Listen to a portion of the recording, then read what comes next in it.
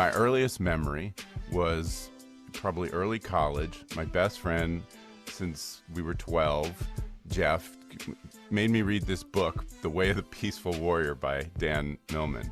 Now, I was a little bit of, you knew me when I was that age, Josh, so you could attest, I was a little bit of, a troublemaker. And so I think I remember kind of teasing Jeff, like, okay, I'll read your touchy-feely book. The book changed my life. Welcome to Waking Up to Life with Rabbi Josh, a podcast that is built around conversations with friends and people in the community who have found a bit of enlightenment in their lives. While the events that we're going to talk about may not seem life-changing, I think the conversation will reveal how these moments have shaped the world in which my guests live. This informal conversation and insights from Jewish tradition may change your life as well. And if not, it's just 18 minutes with me. So, l'chaim, to life. On today's podcast, we welcome my dear friend, Doug Passon. Doug is an attorney living in Phoenix, Arizona, who has spent his life working to make the lives of his clients better. Specifically, in recent years, he's moved his law practice from a traditional law practice and public defense to a practice that specializes in sentencing advocacy with sentencing mitigation videos. So as both an attorney and a filmmaker, it is really exciting to reconnect to an old friend, Doug. It's so good to have you on the show. Thank you so much, Josh. It's great to be here. So we've talked about your career, the shift from public defense to filmmaking and the sentencing mitigation videos that you are creating on a daily basis. But we've really never talked about how you got there. And different from some of my guests, your story today is about a moment that was shaped for you because of a book you read. So tell us the story. How did you have your waking up to life moment? Okay, so I'm going to start with a quote from Joseph Campbell. And Joseph Campbell is, hopefully people know, are familiar with him, but he is a story master. And he wrote The Hero with a Thousand Faces and The Hero's Journey and all. Is one of my great heroes in life. And he has a very well-known quote that says, "Follow your bliss, and the universe will open doors where there were once only walls."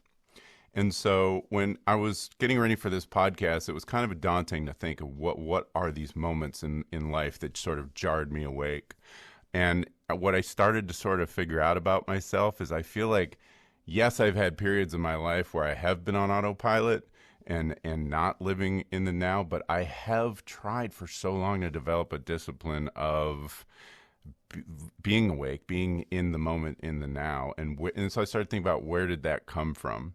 And my earliest memory was probably early college. My best friend since we were 12, Jeff, made me read this book, The Way of the Peaceful Warrior by Dan Millman. Now, I was a little bit of, you knew me when I was that age, Josh, so you could attest, I was a little bit of, a troublemaker. And so I think I remember kind of teasing Jeff, like, okay, I'll read your touchy-feely book. The book changed my life.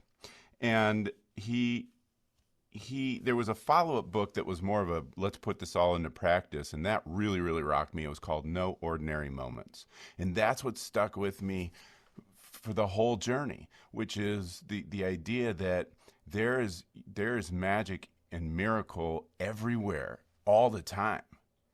And we just have to open up and be awake to see it. And he said, even, you just use the example, putting on your pair of pants, that you can find the extraordinary in these seemingly ordinary moments. You just have to be looking for it. You have to be awake, and kind of have the courage to go out there and live your life and follow your path, no matter what the expectations are on, that other people want to put on you or society wants to put on you. Be awake, do your thing, and it's all going to work out. It's amazing to hear you talk about it, because that book, Way of the Peaceful Warrior, at probably the exact same time came into my life. And I just want to play off of what you said there, because one of the coolest moments in the book is this effort of one of the characters to figure out how to jump over a fully grown stalk of corn. And of course, nobody can start from scratch and just jump over a 6-foot tall stalk of corn. But if every day as the corn is growing, you make that leap over the top of the corn, you will be developing the skill sets to be able to make the jump ultimately when the corn is at its full growth.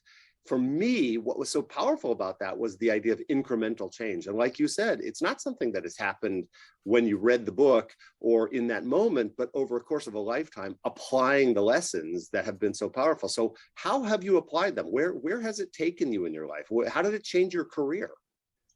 Yeah, it's definitely a discipline, right? And it makes me think of Judaism. Really, that's what we're doing. Like it's also aspirational, this discipline.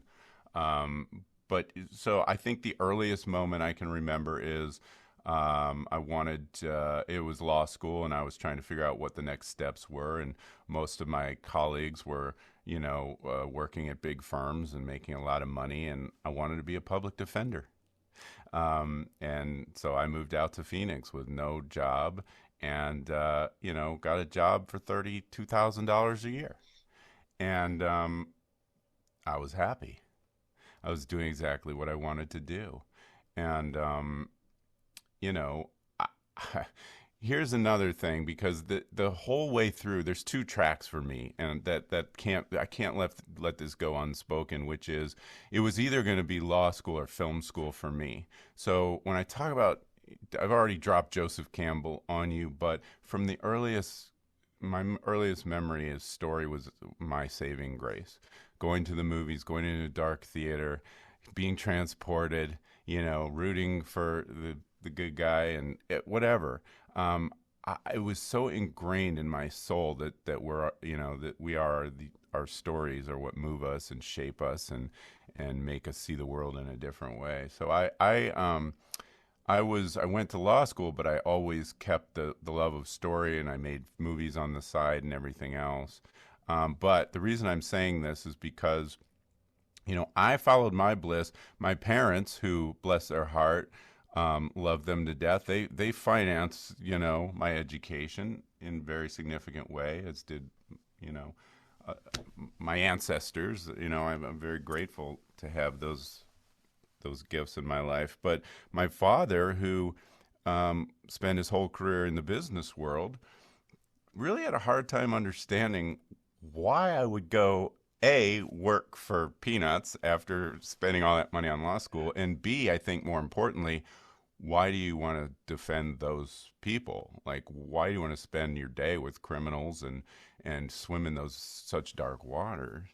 And I never really found the best way to explain that to him. But then very shortly after I was working as a public defender, my dad actually called me, and he said, I got to tell you, I just watched a movie. It's called Murder in the First. And I don't know if you've seen that, but it's Kevin Bacon. It's based on a true story where an inmate in Alcatraz murders another inmate, and a young public defender has to defend him. But there is no defense. He's guilty. He did it in the mess hall in front of 200 witnesses. Right. But there was a reason, there was a mitigation, there was a story there, and which is Alcatraz put him in solitary for 3 years in violation of all their rules and policies and laws, and he went nuts, and he got out, and the moment he got back into the general population, he saw the guy that ratted him out and put him in solitary and went nuts and killed him. And this young public defender did was put the system on trial. And it's such a great movie, but my dad said, I watched this movie, and he goes, now I understand. And that was a waking up moment for me, the epiphany of the power of story has to help people see the world through someone else's eyes and truly like take a journey that they would have never otherwise taken in their life to come to this level of epiphany and understanding. And you alluded to it earlier when you talked about Judaism. We are a people where the story matters, right? We sit at the Seder table. We tell our story over and over again. In fact, we are supposed to sit at the Seder table and participate in these silly rituals that are about making people pay attention, listen, experience. So somehow that has transformed Jewish life over the course of millennia. And I think that you're transforming the lives of people in your family, in your community, and certainly your clients.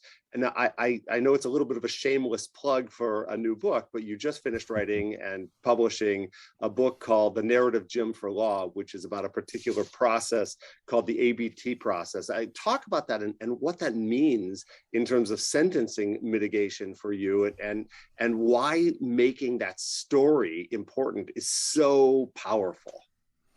So ABT, I won't go too deep into it, but it was developed by a brilliant guy named Dr. Randy Olson, Harvard-trained scientist who went to film school, and his mission was to bring storytelling into the science world because, like lawyers, scientists, we're data-driven, and sometimes the story element gets lost. So what this is just a simple framework for narrative communication. And so, I've mentioned Campbell. Campbell's got a story framework that's 17 steps, and it's very complicated, and it's hard for people to understand. So I've been trying for years to find a way to easily teach lawyers how do we construct stories. And so it's not what the story is going to be about, it's about how we tell it. It's about form, not content. And the ABT stands for and, but, and therefore, and those are the three central elements of all good narrative. So I'll leave it there, but it's good. And it's not just my book is for law, but there's 4 books in this series, which is really cool because it's for all of life, right? We are all our stories. And so the first one is just a general one, the narrative gym. There's one for business. Mine is for law. They just came out with one for politics. There's a whole series of them. The takeaway is narrative is everything. Yeah, we need the ABT, the narrative gym for clergy, right? We need to teach each other how to say our stories. So I want to ask you then, and you don't want to go too deeply into ABT, but what is the and that drives your living your bliss? What is that and piece for your personal story? So I think that, so let me see here. What is the and that drives my personal bliss? Well, I think I have one word. That sort of guides me in all of my life, but especially my practice, and it's empathy. I just think the world would be a much better place all around if there was more empathy. In other words, we live our lives based on our own experience, and we make judgments about how things are supposed to be and what other people are doing and what other people are saying based just on our own lens of experience. We don't often say, I need to step out of my own experience and into their world and see everything through their eyes to really understand where the other person is coming from. And that's what allows us to otherize other people. They're not me. They're not like me. And isn't that, I have to be the rabbi here. Isn't that exactly the power of the Shema, right? We call it the watchword of our faith, but the Shema is about listening, not just hearing words, but actually allowing those words to deeply enter our soul, to really pay attention to other in the world. That is who we are as Jewish people, right? Listening, absolutely, listening and looking. And when we talk about our stories and Torah and Exodus and Passover, that's the thing that strikes me so much about the story of Passover is this idea of seeing. Moses saw, the burning bush. I was taught, you tell me, because you're the rabbi. But the interesting part of that story isn't that the bush was on fire. It's that he looked closely enough to realize that the bush was on fire, but it wasn't burning up. It wasn't being consumed. that there was something magical happening in that moment, right? Yeah. And when he sees, Moses is my favorite public defender in the Bible because, well, he took the law into his own hands. So, we can have a debate about that. But he sees injustice in the form of a soldier beating a slave, and he sees that, and he doesn't walk by it. He's moved so deeply that he takes action. And he gives one of the greatest closing arguments, I think, in the history of the world in the desert when God is so mad about the golden calf and everything else. He's about to end the whole project, right? God's going to kill everybody, right? And Moses gives this great closing argument. And so he mitigated the damage. But back to your thing, yes, hearing, listening, looking, seeing, and the Shema for me, the most powerful word in there is one. And I know that it says the Lord is one, and it's talking about one God, but for me, it's talking about that we are all one. We're all connected. And someone else can't be suffering around me without it having some impact on me. You don't feel it necessarily. You don't want to feel it. You're closed off to it, but we are all connected. And I got to say, if that's the one lesson that we learned from COVID, for me, that's it. We're all connected. Everything, everybody else, the choices they make, the air we breathe, everything affects us and everyone around us. We got to take care of each other. It's so true. And it's something, if we don't learn very quickly, I think we are in trouble for future generations. But I want to play on something. You said something really interesting to me. I talked about listening. You transitioned that to looking or seeing.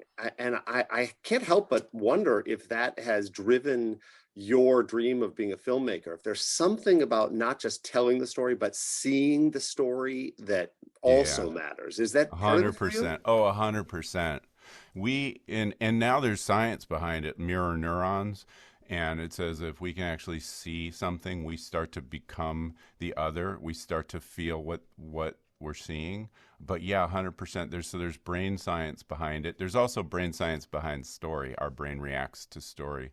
But 100%. We lawyers especially, we love our words. We love to hear ourselves talk, and we hear from the witnesses on the witness stand.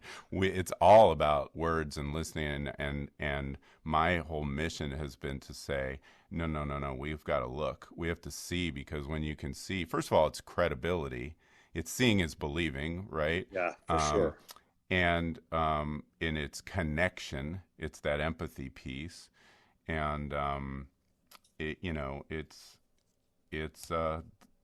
I lost my last train of thought, but 100% movies are it. And that has been my goal, to transform the whole practice in that way. So I'm not just making movies for cases. We don't do those in every cases. We do them in particular ones that are just right for it. But if I'm doing a traditional legal pleading, which is just words, no, I'm sticking pictures in there. Right. So it matters in the way clergy tell our stories. It matters in the way attorneys tell our story. It obviously matters in the way everybody tells stories. How I want to drive this home in terms of the practical. What does this storytelling process mean for everyday life? How are you using that tool to be a better dad, to be a better husband, to be a better friend? Wow. I hope that I am using that tool, but I do see everything through the lens of story. And I think that just in terms of the way that we communicate, I'll give you the and, but, therefore, a lot of times we just communicate in the and, which is just delivering a bunch of data and information. I always, in the book and in law, my main example is the Miranda rights.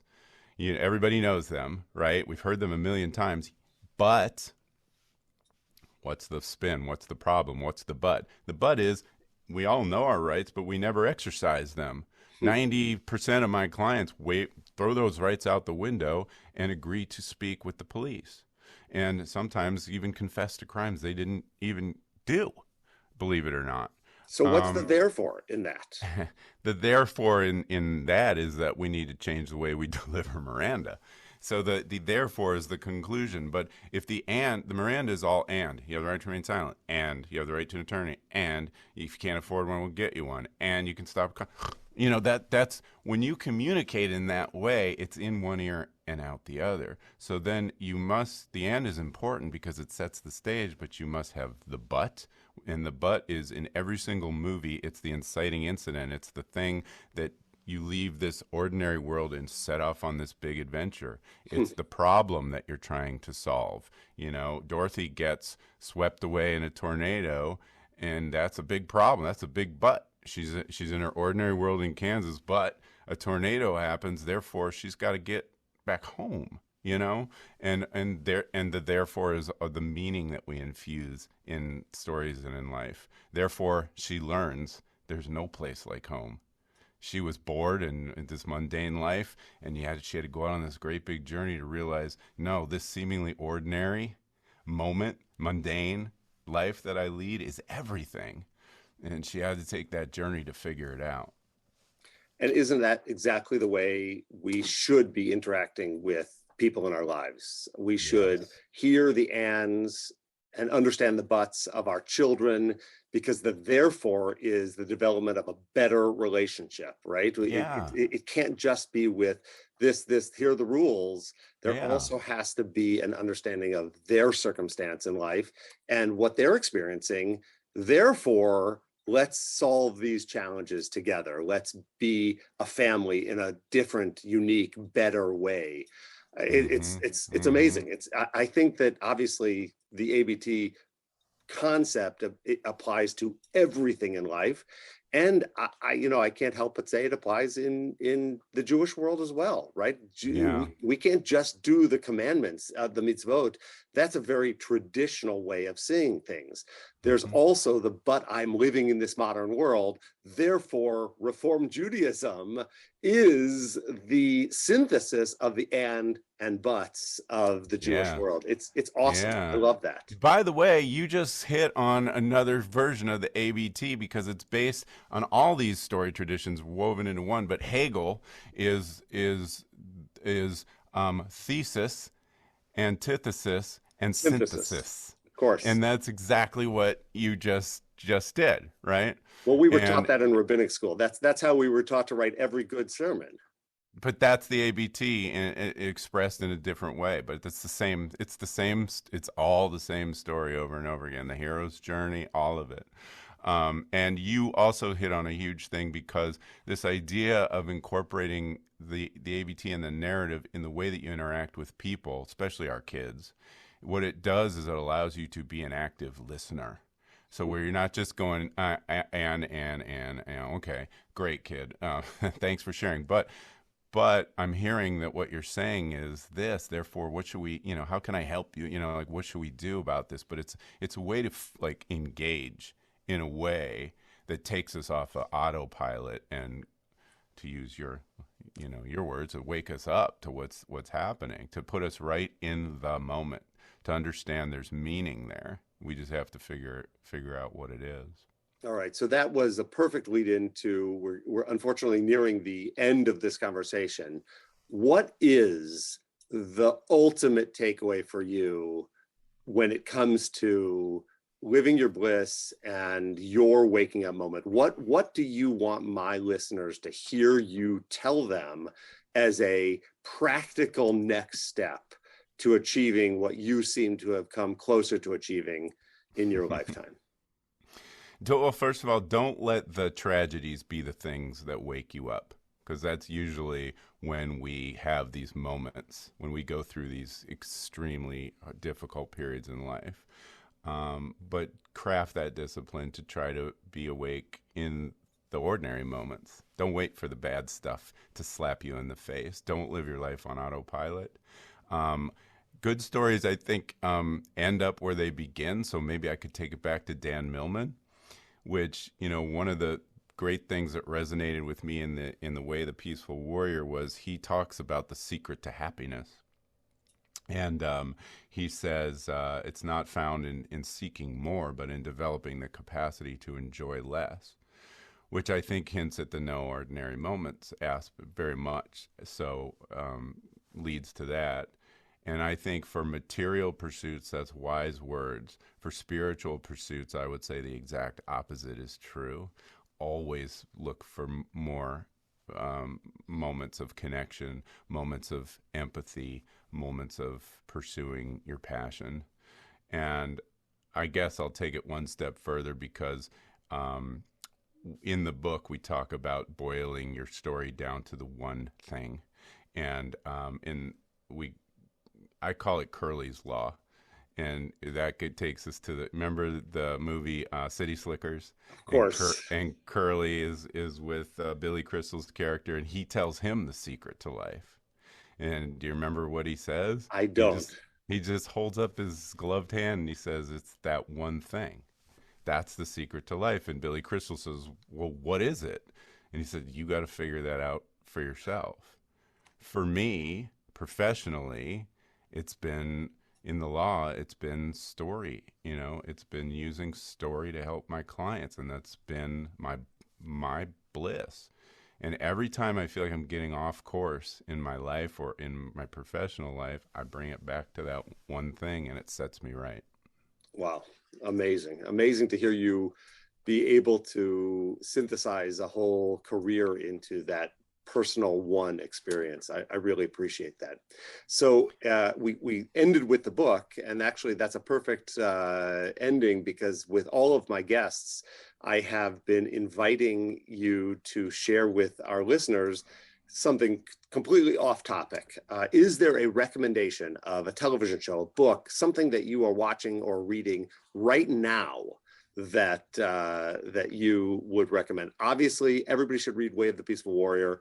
Everybody should read the Narrative Gym for Law, which you can buy on Amazon. Or at least some iteration of the Narrative Gym. It doesn't have to be the law one, but right, if you're into law, go for it. Thank you. What are you reading right now? What are you watching right now that has sort of made you rethink the world? Oh my gosh. Well, so first of all, because I'm a creature of story, I'm reading and watching and listening to a million things at once. But I will tell you what just rocked my world: 6 Ways to Sunday. This past weekend, so Sidney Poitier recently passed, and never saw a lot of those movies. So I went back to an old classic, which is Guess Who's Coming to Dinner. And I watched that movie on Saturday, cried through half of it because it was so beautiful and so sad and so well done. But it's in 1967 is this movie. It is so relevant to today and what's happening in our world. And well, so much has changed since the 60s. So much has stayed the same, maybe even gotten worse. But Poitier's a genius. Katharine Hepburn, Spencer Tracy. You can't go wrong. I think it's on Stars right now, but that's my recommendation. Guess Who's Coming to Dinner? Outstanding. Doug, it is such a joy for us to be able to be in these moments. This is something that certainly the pandemic has alerted us to, this idea that we can actually be visually in contact and connected even from across the country. Thank you so much for being with me today. Thank you, Rabbi Josh. This was awesome. I really appreciate you and this and everything you do. So for all of our listeners, I hope you enjoyed learning a little bit about storytelling today and understanding our place in the world. It is really exciting to have you listening and watching the podcast. I hope that you will join us in future episodes. And until then, I hope you will continue to wake up to life.